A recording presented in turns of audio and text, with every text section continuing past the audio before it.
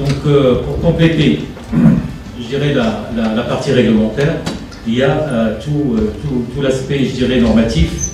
Et pour nous parler de ce qui se fait en matière de normalisation, donc nous avons le plaisir d'accueillir parmi nous Sir Pej, qui est chef département normalisation à Limanor, qui est l'Institut marocain de normalisation.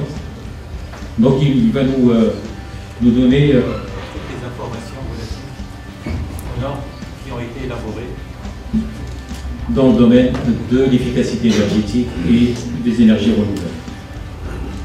Merci. Bonjour mesdames et messieurs, mesdemoiselles. Je suis heureux d'être parmi vous. Je tiens à remercier les organisateurs, au nom du directeur Limanor, M. Teibi, de nous avoir associés à cet important événement. Donc, ma présentation va porter sur la contribution de la normalisation dans le domaine de l'efficacité énergétique et des énergies renouvelables. Donc, de ce qui a été réalisé, ce qui pourrait être réalisé donc, pour compléter justement cet arsenal technique et réglementaire pour cette évolution dans ces domaines. Donc ma présentation va porter sur une brève introduction, une présentation de Limanor et ce qui a été réalisé dans le domaine de la normalisation de certification, bilan général de toutes les activités en fin 2015 et on va aborder ce qui a été réalisé en matière d'énergie et efficacité énergétique, donc en matière de normalisation principalement, et une conclusion.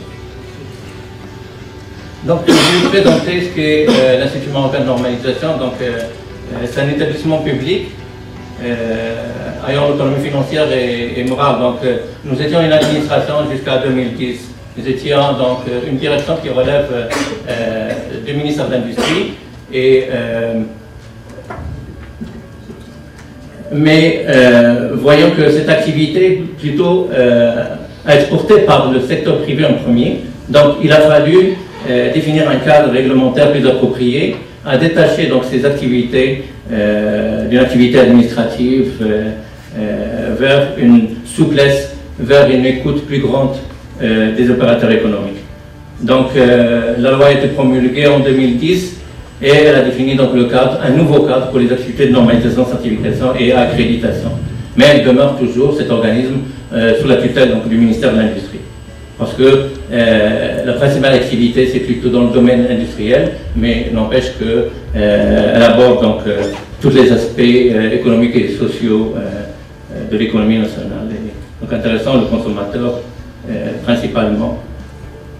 Au service de l'économie du Maroc, donc l'Institut accompagne les employés marocains pour accroître donc, leur compétitivité en adoptant à la fois des valeurs de l'esprit de l'entreprise et du service public, parce que justement nous sommes aussi à l'écoute des besoins des pouvoirs publics donc pour une normalisation de certains secteurs en attendant parfois c'est des étapes intermédiaires donc pour asseoir une meilleure organisation donc dans des aspects donnés, une étape intermédiaire à ce qu'on dispose des cadres réglementaires appropriés. Donc on élabore des référentiels normatifs parce qu'ils sont principalement c'est-à-dire élaborés d'une façon consensuelle, donc l'apport des différentes parties prenantes est important, donc il se trouve qu'ils sont plus à même à les mettre en œuvre.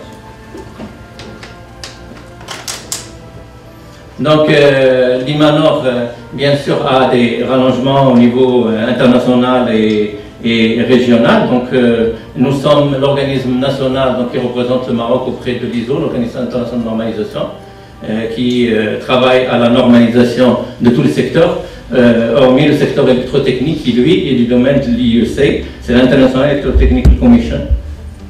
Nous sommes au niveau régional, donc membres du CEN et du CNLEC, c'est les équivalents de l'ISO et de CII, mais au niveau européen. Pourquoi cette affiliation? C'est parce que ce rapprochement réglementaire et normatif donc, avec l'Union européenne, avec le statut avancé, nous amène à participer davantage dans ce cadre régional et à s'approprier donc tout ce dispositif normatif européen à temps pour que lorsqu'on viendra à discuter des accords sur les évaluations de conformité, donc de reconnaissance, on soit à même de disposer donc, de tout l'arsenal normatif nécessaire pour réussir cette reconnaissance. Et bien sûr, une intervention au niveau du monde arabe. Le SMIC, c'est l'instance islamique en matière de métrologie et normalisation. Et l'AIDMO, c'est l'Organisation arabe de développement industriel et minier, qui a un comité pour l'harmonisation donc, des référentiels normatifs au niveau arabe pour justement faciliter le libre-échange et donc la zone de libre-échange arabe qui a besoin donc, de réduire tout ce qui est barrières techniques aux échanges et donc plus les stimuler et augmenter donc, ces échanges entre les pays arabes. Donc notre vision, être un pan qui relie l'économie marocaine aux conditions du marché international, bien sûr par cette ouverture, parce qu'on va vers une appropriation donc, de tout ce qui est pratique, spécification internationalement reconnue, placer les entreprises marocaines en capacité de s'adapter aux normes internationales en leur apportant donc l'information, l'orientation et la formation nécessaire, donc de par nos métiers, devenir leader de son segment du marché national en matière de certification de formation, on va en parler, parmi nos activités, traduire la réalité des conditions du marché auxquelles les entreprises marocaines sont exposées dans les normes marocaines, alignées sur les normes internationales. Bien sûr, elles sont alignées, mais lorsqu'il y a un besoin d'adaptation, donc qu'il soit, c'est-à-dire qu'il reflète plutôt un niveau technique, scientifique, national, donc on les adapte avec les entités concernées. Privilégier donc dans son action le développement des activités d'intérêt général, le bien-être économique et social de notre pays, parce que n'oublions pas que nous sommes un organisme public, et adapter l'offre aux besoins des partenaires institutionnels et industriels, anticiper les attentes du marché en la matière. Bien sûr, ça c'est important parce que il y va de soit que, c'est-à-dire pas tout ce que tous les besoins sont exprimés. Malheureusement, parfois, parce qu'il y a un manque d'informations et aussi, c'est-à-dire les opérateurs n'expriment pas tout le besoin parce que justement, parfois, il n'est pas, c'est-à-dire assez visible en matière d'élaboration de référentiels normatifs. Donc, on y va aussi dans cette tendance, c'est qu'on essaie avec les associations professionnelles d'anticiper ces besoins autant qu'on peut. Donc la mission de l'IMANOR, c'est l'élaboration de référentiels normatifs, donc, aussi bien des normes que des documents à caractère normatif, et la certification sur la base de ces normes, assurer la diffusion et la vente des normes, fournir des prestations d'assistance technique et de formation sur les normes, principalement sur les systèmes de management. Donc les plus connus sont l'ISO 9000, management qualité, environnement, santé, sécurité au travail et le management de l'énergie dont on va en parler. Fournir des prestations d'assistance, donc je l'ai dit, fournir des prestations d'assistance technique de formation des normes, représenter le Maroc auprès des organisations régionales, internationales et étrangères de normalisation et promouvoir la normalisation au niveau national. Donc la normalisation, c'est l'uniformisation planifiée d'objets matériels et immatériels d'utilité générale. Donc c'est plutôt des signaux d'usage répétés, réalisés en commun par les groupes d'intérêt. Donc c'est toujours un forum de discussion jusqu'à aboutir à un consensus, et là c'est des règles communément acceptées. La norme est un document de référence d'application volontaire, mais qui peut devenir obligatoire. Parce que de par la loi, les normes pour les marchés publics sont obligatoires. Donc on doit veiller à les signaler dans tout document afférent, et on doit veiller aussi au respect des exigences spécifiées dans ces normes pour tout ce qui est marché, dotation publique. Et aussi lorsque les normes touchent à la santé et à la sécurité, donc on est en mesure de le rendre d'application obligatoire. Donc parmi toute la collection actuelle de normes, 12 500 normes à peu près, 300 normes sont rendues d'application obligatoire. Donc il y a une surveillance derrière et ça devient de la réglementation technique. Tout produit ou service peut être normalisé pour favoriser la compétitivité économique, la qualité de vie et le développement durable. Donc les normes capitalisent les bonnes pratiques et permettent d'adopter des solutions à des problèmes. Elles sont utiles aussi bien dans la vie quotidienne que dans la vie professionnelle, facilitent les échanges commerciaux, donc la transparence et l'éthique, et constituent une source de compétitivité et garantissent donc la qualité et la maîtrise des risques. Donc comment sont élaborées les normes rapidement? Donc c'est deux propositions. Tout opérateur, tout étudiant même, tout le monde peut proposer de normaliser un aspect donné. Et il y a une étude de faisabilité derrière, donc il y a l'élaboration d'un projet donc, de référentiel normatif, recherche de consensus entre les parties concernées, et ce consensus doit être validé par une enquête publique, donc un large public est saisi pour qu'il nous présente s'il a des remarques ou propositions relatives à ce projet, et par la suite, les normes sont homologuées, donc par décision du directeur de l'Institut, qui paraît dans le bulletin officiel. Et bien sûr, la disposition dans la loi indique que chaque 5 ans, ce référentiel doit être revu, donc pour être actualisé, parce qu'il y a une forte évolution rapide des techniques, et c'est une pratique même au niveau international. L'ISO le fait chaque 5 ans, et systématise cette révision pour qu'elle demeure à jour, donc c'est référentiel normatif, et on a retransmis aussi cette exigence, mais c'est un objectif, il faut le dire.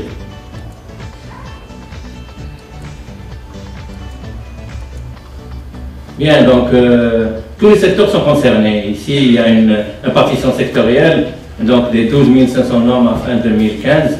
Donc le plus important, c'est des secteurs classiques où la normalisation les a abordés depuis, je dirais, une quarantaine d'années, notamment l'industrie mécanique et métallurgique, l'industrie chimique, mais aussi il y a des aspects qui ont été, depuis une quinzaine d'années, abordés par la normalisation qui touchent aussi bien à la qualité, la santé, la sécurité de l'environnement, d'où un développement très fort donc, dans ce domaine. Pour ce qui est de la certification, c'est une procédure par laquelle une tierce partie, l'organisme certificateur, donc donne une assurance écrite, un système d'organisation, un processus, une personne, un produit, un service conforme à des unes spécifiées, dans une norme ou un référentiel. Donc c'est un acte volontaire qui peut procurer aux entreprises un avantage concurrentiel, donc un outil de compétitivité et de segmentation donc, des compétences donc, des entreprises à gérer donc, les aspects qu'ils font valoir. Démontrer son savoir-faire, faire connaître et reconnaître ses efforts via une certification tierce partie reconnue. Et ça a aussi un effet de motivation de son personnel, maîtriser, améliorer les performances, transformer les parties prenantes en des partenaires confiants et fidèles. On montre la compétitivité et gagner. On parle de marché. Bien, dans le domaine énergétique, donc, comme ça a été cité par Sermen, donc pour le Maroc, qui est un pays non producteur, donc il consomme plus de 10 millions de tonnes équivalent de pétrole, il dépend de 95% d'extérieur pour son approvisionnement, donc la facture énergétique pèse lourdement sur ses équilibres économiques et financiers. La part de la consommation d'énergie finale est actuellement estimée à 33% pour l'industrie, 32% pour le transport, 17% pour le résidentiel, 10% pour l'agriculture, 8% pour le tertiaire. Donc ça a des effets donc, de contraintes environnementales en matière d'accroissement de l'effet de serre CO2 donc, qui amène à des changements climatiques, en matière économique, donc un déficit de la balance économique, commerciale, impact donc, sur le développement économique. Donc l'énergie constitue alors un facteur stratégique pour le développement économique et social, et c'est cette étroite relation entre énergie et croissance qui explique l'augmentation croissante de la demande de l'énergie. D'où l'intérêt porté à ces deux composantes qui sont l'efficacité énergétique et les énergies renouvelables. Fournir le marché avec des appareils qui sont de plus en plus économes. Donc c'est une incitation à l'industrie, aux importateurs, pour doter le marché d'appareils économiseurs d'énergie. Bien sûr, ce système a été un petit peu basé sur les directives européennes régissant cet étiquetage, pour qu'il y ait aussi ce parallélisme, parce que un importateur, un fournisseur étranger est amené et plus encouragé donc, en matière aussi de coût de ces appareils à fournir donc justement un étiquetage commun. Donc on s'est aligné, parce qu'il y a 3 systèmes, américains, européens et japonais, et on s'est aligné à l'Union européenne. Sauf que depuis, cet arsenal réglementaire européen a évolué et vers des directives plus spécifiques par appareil, donc plus exigeants, notamment en matière de performance de consommation énergétique. Et donc, nous sommes en train d'élaborer une évolution de cette norme vers 7 projets de normes en matière d'étiquetage énergétique. C'est un projet qui est prévu pour être réalisé avant la fin de cette année. Aussi, en matière d'efficacité énergétique, l'ISO, l'Agence internationale de normalisation, dans l'instar de ce qu'elle a réalisé pour tout ce qui est management de la qualité, management environnemental, elle travaille maintenant sur la santé et la sécurité au travail, elle a élaboré une série de normes en matière de management de l'énergie. Cette série, donc, elle comporte différentes parties, notamment la principale, la 50001, que je vais voir ici, ce sont les exigences. Et elle a complété donc, cet outil par des parties relatives à la mesure de la performance énergétique, donc la 50015 relative aux mesures d'efficacité et vérification de la performance énergétique, audit énergétique, la 50002 et la 50003, exigences pour les organismes certificateurs. Donc cette série a été reprise en 2015 en normes marocaines et aussi l'IMANOR a mis en place un système de certification ISO 50001 donc pour permettre aux entreprises donc, de valoir cette maîtrise énergétique et aussi pour ce système il a fallu aussi qualifier des auditeurs donc, sur ce système-là parce que ça nécessite une technicité bien spécifique. Donc ce sont des auditeurs aussi techniques qui maîtrisent le domaine de l'énergie et les différents outils pour gérer et apporter aussi des solutions en la matière. Donc ce système il permet à l'organisme de réduire sa facture énergétique, de rendre la production durable, promouvoir l'efficacité énergétique dans la chaîne de valeur et démontrer son engagement à la charte environnementale. Donc c'est un plus-value pour l'entreprise nationale en réduisant donc les gaz à effet de serre. Pour ce qui est d'efficacité énergétique, donc les enjeux sont des enjeux environnementaux, donc c'est un principal levier de réduction des émissions de gaz à effet de serre, enjeu économique, moyen de la maîtrise des coûts de l'énergie et ainsi l'amélioration de la compétitivité. Et pour ce qui est de l'enjeu sociétal, donc c'est freiner l'épuisement des ressources. Ainsi, on va aborder ici deux aspects qui ont été, c'est-à-dire abordés et touchés par la normalisation. Le premier, c'est le travail qui est fait en matière de construction durable.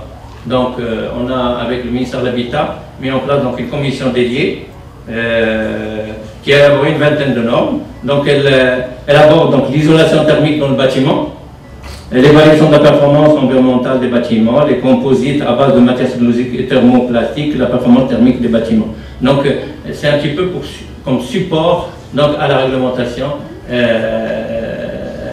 marocaine en matière d'efficacité énergétique qui a besoin donc aussi de spécifications techniques par rapport à des techniques, à des produits nouveaux, matières isolantes plus performantes, donc qui sont aspects communément, c'est-à-dire normalisés de par le monde. Et aussi, donc, il y a une commission de normalisation en matière d'énergie renouvelable, donc qui est instituée depuis 1997, et le secrétariat de cette commission est assuré par la direction donc, des contrôles de la prévention des risques relevant du ministère de l'Énergie et des Mines.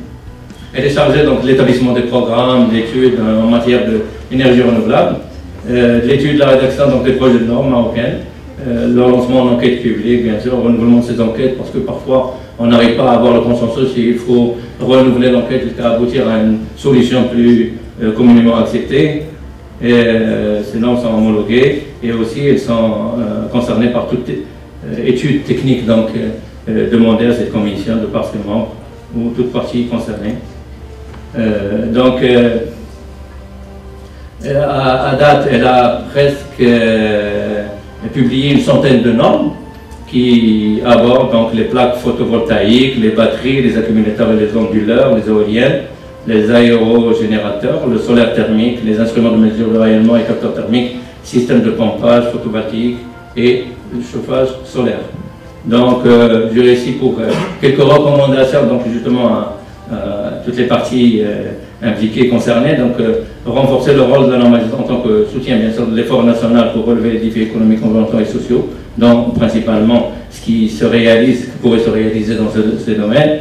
Implication des opérateurs économiques dans les travaux de commission de normalisation concernés, parce que justement, plus il y participe, plus l'effort est important, et surtout en matière d'appropriation de ces connaissances normatives internationales, et aussi une contribution dans l'élaboration de ces référentiels à la source, donc au niveau de leur élaboration au niveau international, parce que justement nous sommes membres, on est en mesure d'associer nos experts aux travaux donc, de ces instances, et au contraire, ils sont ravis qu'on puisse y contribuer, surtout de nos pays, parce que malheureusement, on le fait, mais pas assez, et donc c'est soutenu, et il est important justement, surtout pour un pays qui est considéré comme étant leader en matière de production, donc en matière d'énergie renouvelable, et même que cette année, depuis 2 mois, on a été, c'est-à-dire, je dirais, on nous a recommandé, de la part de la Commission électrotechnique internationale, que le Maroc doit adhérer aux commissions qui sont chargées de ce domaine, parce que, vu sa maîtrise en la matière, il faut qu'il contribue et d'une façon plus importante que par le passé. Donc, merci de votre attention. Merci, Cheikh Pech. Beaucoup d'informations, beaucoup de choses ont été réalisées en matière de normalisation, et on se rend compte à partir des 2 premiers exposés qu'il y a beaucoup de choses qui ont été réalisées en matière de réglementation et de normalisation.